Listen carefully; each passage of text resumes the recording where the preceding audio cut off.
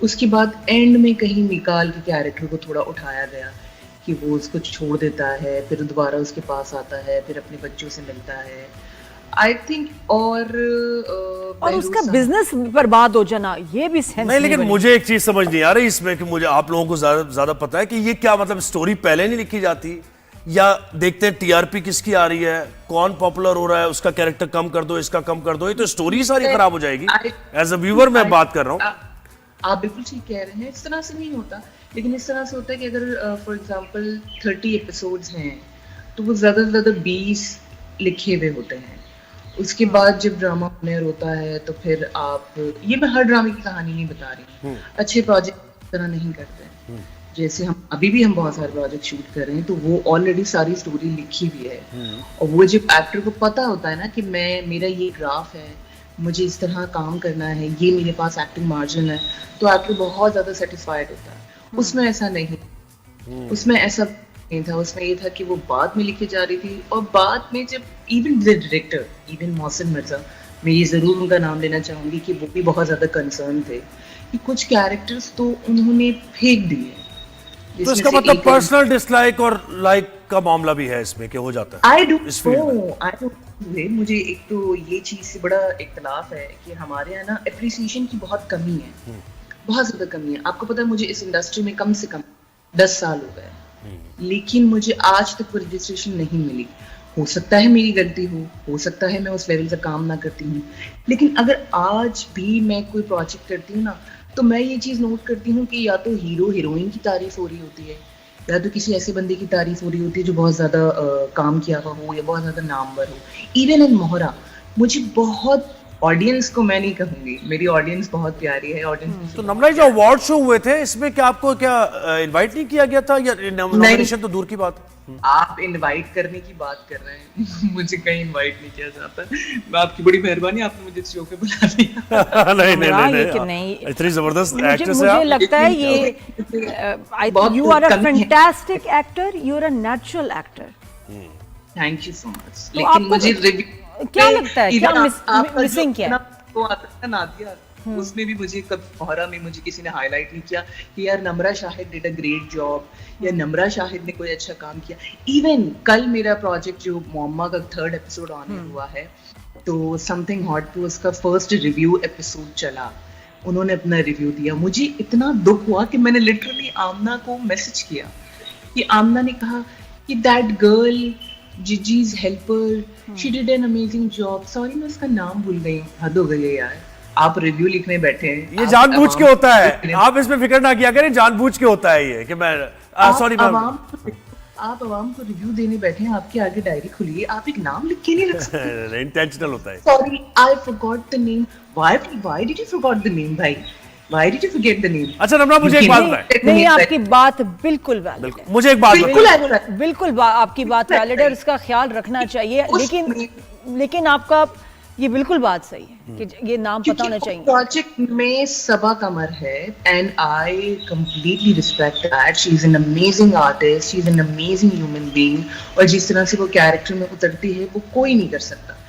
But despite the fact कि उस project में और लोग भी तो काम कर रहे हैं। बिल्कुल। पर अगर आपकी जिम्मेदारी है किसी प्रोजेक्ट का रिव्यू देना, तो at least write their name on a piece of paper. तो अगर आप भूले ना, और अगर आप किसी का रिव्यू दे रहे हैं तो ये वाला रिव्यू कि वो उसने हाँ ठीक और किया, उसमें आपके बहुत ज्यादा सीन्स हैं। मेरे ख्याल तुम जितने सबा के सीन्स हैं उतने ही तुम्हारे सीन्स हैं। बिल्कुल ऐसा बहुत ज्यादा। और आप हमारे साथ वो जो बने हुए हैं, जो अच्छा वो हस्बैंड है क्या, Hasan is his name if I am not wrong, जो साथ में वो हस्बैंड है, ये मैंने कहा पूछूं, वो क्लियर नहीं हुआ। ये आशिक है। हाँ जी। तो ये सबा को पता है कि सेटिंग क्या चल रही है? उसको पता है कि आप लोग कहाँ रहते हैं? क्या क्वार्टर की कमी है? क्वार्टर की कमी है। बेसिकली वो सर्वेंट क्वार्टर है, और हम दोनों आशिक एक्टर, और हम दोनों मियां बीवी ही हैं। आगे बहुत सारी चीजें इस ड्रामे में खुलनी है और आनी है, और कोई ऐसे फ्लैशबैक्स भी लगने हैं जिसमें शादी वगैरह भी दिखाएंगे। लेकिन ये है कि जो एक चीज जिसने सब पे सवाल क्रिएट किया है ना, कि ये दोनों अलग अलग बेड्स पे क्यों सो रहे हैं, अगर ये मेरी है तो तो मैं इसको अभी फिलहाल फ्लर्ट कर, मतलब हाँ, जो आप समझ रहे हैं वो भी इसके लिए- ठीक है, जो आप समझ रहे हैं वो भी ठीक है। अच्छा, हाँ। मुझे बताएं कि आप स्ट्रॉन्ग नर्व्स हैं आपके। मेरी मोहब्बत आता है तो ये अच्छी बात है। और सही। ये भी तो एक फिर मुअम्मा है ना, ये भी तो एक पजल है कि क्यों। वो ये कहते रहा कि जो आप। अच्छा, मुझे बताएं आपके स्ट्रॉन्ग नर्व्स हैं या आपको कोई डांटे सेट पर तो आप रो जाती हैं? कभी ऐसा वाकया हुआ कोई कि किसी डायरेक्टर ने कुछ कह दिया हो और आप बिल्कुल, आई थिंक स्ट्रॉन्ग तो मैं अब बन गई हूँ, क्योंकि इतना टाइम हो गया इंडस्ट्री में, तो मुझे नहीं लगता कि अब कोई इतनी आसानी से आपको कोई डांट सकता है या कुछ कर सकता है। और अब तो अल्लाह का शुक्र है थोड़ा सा काम भी आता है। लेकिन ये है कि पहले ऐसा होता था कि जब मैं न्यू थी और मैं इंडस्ट्री में आई थी और मैं कभी कोई लेट हो जाती थी, या मैं कभी एक्टिंग सही नहीं करती थी, या मैं परफॉर्म सही नहीं कर पाती थी, या मैं अपनी क्यूज भूलती थी, तो मुझे बहुत डांट पड़ती थी और मैं उतना ही रोती थी। और अगर डांट नहीं भी पड़ती थी ना तो भी मुझे रोना आ जाया करता था। तो ऑफ कोर्स बिगनिंग तो इजी नहीं होती, किसी के लिए भी ऐसा लगता था जो हम जूनियर्स और हमारी रैगिंग चल रही है। तो नम्रा, क्या लगता है कि ये कभी ऐसा हुआ कि आप कहो कि यार मैं किस फील्ड में आगे बड़ा मुश्किल है, सोशल मीडिया का प्रेशर हो, या पीआर में आपको लगता है कि मतलब पता नहीं क्या लोग एक्सपेक्ट करते हैं, कितना आपको सोशल होना चाहिए, मिलना मिलाना चाहिए, ये क्या ऐसी चीजें हैं जो आपको लगता है कि बड़ा मुश्किल है, एंड यू एवर थॉट कि भाई मैं क्विट कर जाऊं, मुझे काम ही नहीं करना? बहुत बार जैसे अभी मैंने आपको कहा कि लैक ऑफ एप्रिसिएशन की वजह से तो हर बार ये दिल किया कि यार बस ये आखिरी ड्रामा है, इसके बाद काम नहीं करना, कोई नहीं करता। क्योंकि देखिए हमारे यहाँ प्रॉब्लम ये है कि being an artist it's very important कि जो आपके क्रिटिक्स हैं ना वो आपको पहचाने, वो आपको जाने, वो आपका नाम लें, वो मैं कहती हूँ अच्छा हो या बुरा आपके बारे में एटलीस्ट बात करें। और अगर आप इतने इंपॉर्टेंट कैरेक्टर्स कर रहे हैं तो तब तो उनका बात करना बहुत ज़रूरी है। दूसरी चीज़ ये है कि ऑफ कोर्स एक ये जो पीआर और सोशल मीडिया का जो प्रेशर है ना ये बहुत बढ़ता जा रहा है दिन ब दिन। आजकल तो इन्फ्लुएंसर और टिकटॉकर और जो ये लोग जो नंबर्स की खिलाड़ी हैं वो इतनी तेजी से आगे आ रहे हैं कि आप सेट्स पे जाके हैरान हो जाते हैं कि भाई she is doing that character why, क्योंकि भी she is a big influencer, she is big TikToker, तो हमारे नंबर ज्यादा आएंगे। आजकल ना बनता जा रहा है। और क्योंकि वही वाली बात, एक नोन फेस होता है, एक ऐसा फेस होता है जिसका नाम थोड़ा सा फेमस होता है, तो आप उसको लाके आप सेट पे खड़ा कर देते, चाहे उसको एक्टिंग आए या ना आए, चाहे उसको उस कैरेक्टर का वर्थ इट हो या ना हो, लेकिन आप ये प्रेफर कि यार इसके नंबर्स हैं तो इसे होना चाहिए सोशल मीडिया पे। Exactly. ये भी एक बहुत बड़ा प्रेशर है। अभी मैं देख रही थी कि ब्राइडल कटियोर वीक हो रहा था, बिल्कुल, और उसका इतना मजाक उड़ाया गया क्योंकि आपने वो काम ऐसे लोगों के हाथ में दे दिया जो लोग ये काम डिजर्व नहीं करते। अब देखो ना, ये आप जो ये जितने भी रैंप वॉक्स हैं उसमें मॉडल्स के वही पहले तो उनकी शिकायत है ना कि हमारा काम हाईजैक करके दे दिया टीवी एक्टर्स को, जिनको वॉक नहीं आती है, ठीक है, और टीवी एक्टर से अब हाईजैक करके दे दिया इन्फ्लुएंसर्स को। कर लो बात। इसके अलावा भी नादिया देखिए, मैं टीवी एक्टर हूँ ना, आप टीवी एक्टर हैं, आपने अगर किसी ब्रांड की वॉक करनी है ना तो हम दोनों का नाम स्टेज पे लगा हुआ है। ब्रांड तो है जी, नादिया खान वॉक कर रही है तो नादिया खान को पता है कि यार मैं अपना ये काम कर रही हूँ, तो I have to look perfect, I have to be there, I have to be on time, I have to take care of this, कि दिस इज माई रिस्पॉन्सिबिलिटी कि मैं इस चीज को कैसे लेके चल रही हूँ। टिकटॉकर और इन्फ्लुएंसर का ऐसा कुछ नहीं है, उनको पैसे मिल गए, हाँ जी, कर दिया, लेकिन उनका तो है सोशल मीडिया वो करना उन्हें वही काम। उसके बाद उन्होंने सोशल मीडिया पे आके माफी मांग लेनी है कि यार वो सॉरी, वो यूं हो गया था, वो हो गया था, उनको इस पे भी व्यूज मिल जाएंगे।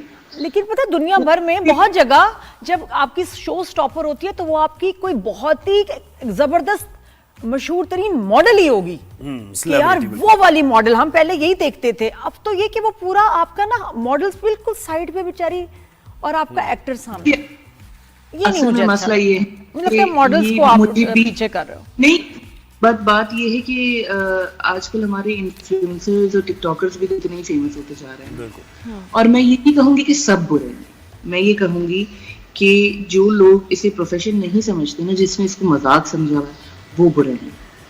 अगर बीइंग ए टिकटॉकर या बीइंग एन इन्फ्लुएंसर इस चीज को प्रोफेशनली लेके चले ना तो आप भी बुरे नहीं हैं। बिल्कुल, ये टिकटॉकर होना कोई बुरी बात थोड़ी है। आप में अगर टैलेंट है तो आप ड्रामा भी कर सकते हैं। अच्छा मुझे बताया, आपने मूवी भी की है, मूवी का एक्सपीरियंस कैसा रहा?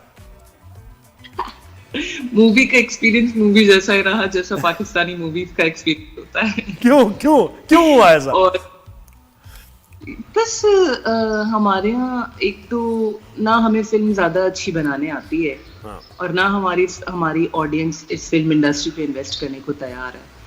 आज अगर मैं किसी मिनिमम 2 बंदों की फैमिली को मैं 10,000 रुपए दे दूं और उनसे कहूँ ना कि आपको सिनेमा जाना है, तो वो 10,000 रुपए लेके इंग्लिश फिल्मों को देखना प्रेफर करेंगे, लेकिन हमारी फिल्मों को देखना प्रेफर नहीं करेंगे। हाँ, क्यों? अच्छी आपने तो काम भी किया है, तो क्या आपको लगता है कि अच्छी नहीं बनती, अच्छी बनी नहीं, ऑर्गेनाइज नहीं थी, बजट्स नहीं थे, क्या मसले हैं? मैं यही कहती हूँ कि कुछ कमी तो है ना। मसला ये है नातिया कि हमारी ऑडियंस चाहती है कि हम फिल्म में फरहाद मुस्तफा को देखें, फवाद खान को देखें, माहिरा खान को देखें। फिर अगर ऑन अदर हैंड कोई नए लोग ये काम नहीं तो आप भी उनको भी नहीं देखा, ये नीलोफर आप देखें, हिट थोड़ी हुई है मूवी, फवाद खान ही था उसमें, माहिरा खान थी।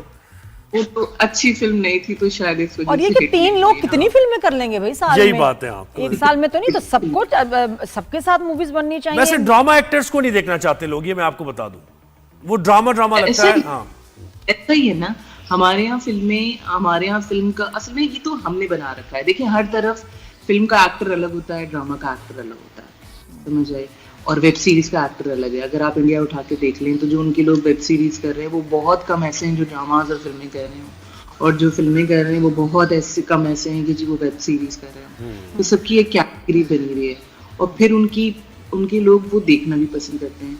बहुत कोई इक्का दुक्का ऐसा होता है कि ड्रामा इंडस्ट्री में से कोई एक आध निकल कर आ गया और उसने इतना काम कर लिया कि वो फिल्म में भी चल रहा है और वो फिल्म के लिए भी मेहनत कर रहा है और उसकी कोई बहुत कमाल चीज आ गई तो people love to watch that. Otherwise इस तरीके से नहीं है। अच्छा नम्रा, लोग क्या मशवरा देते हैं आपको फील्ड में कि नम्रा ये करो, फिर देखना कितने जो है ना जबरदस्त आपको रोल्स भी मिलेंगे, नोटिस भी होगी, इनवाइट्स भी आएंगे, क्या ऐसे मशवरे होते हैं? Work on your social media and PR करो, अपनी पीआर कोई अच्छा सा पीआर हायर कर लो और उनको बहुत सारे पैसे दे दो और उनको समझाओ कि तुम्हें किस तरीके से सेल करना है। तो माय पॉइंट इज कि अगर किसी और को मुझे सेल करना पड़े तो फिर मेरी किस काम की? या तो फिर मेरी एक्टिंग में मसला है, ठीक है, मेरी मेहनत में कमी है जो अल्लाह ताला को मंजूर नहीं है कि मैं उस मुकाम तक पहुंच जाऊं। क्योंकि किसी और को मैं ये कहूँ कि जी वो आप मेरी पीआर करें या मेरा सोशल मीडिया में जबरदस्ती ट्रेंड फॉलो करूँ मैं, क्योंकि कोई चीज आप जबरदस्ती कर रहे होते ना तो वो नजर आ रहा होता है कि ये काम आप जबरदस्ती कर रहे हैं। हाँ, और बेमानी से लगती है। बिल्कुल ऐसे। नम्रा, वैसे खबर ये आई है कि आपको प्रोडक्शन हाउसेस बड़े चेक वेक आपको मिल रहे हैं, टाइम पे मिल रहे हैं, जैसे ही नम्रा निकलती है काम करके फौरन बताते हैं कि आपका कहाँ कौन सा काम हो गया, ये भाई पैसे ट्रांसफर कर रहे हैं। वेरी गुड, क्या आपने इस्तेमाल किया? क्या ये सच है या ये गप है? Thank you. ये गप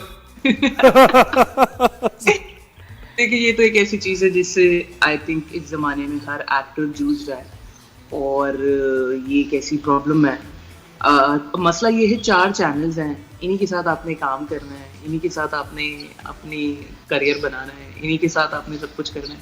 आप कैसे इनसे इतना लड़ सकते हैं? और ये चेक का प्रॉब्लम तो मैं समझती हूँ कि हर किसी के साथ है,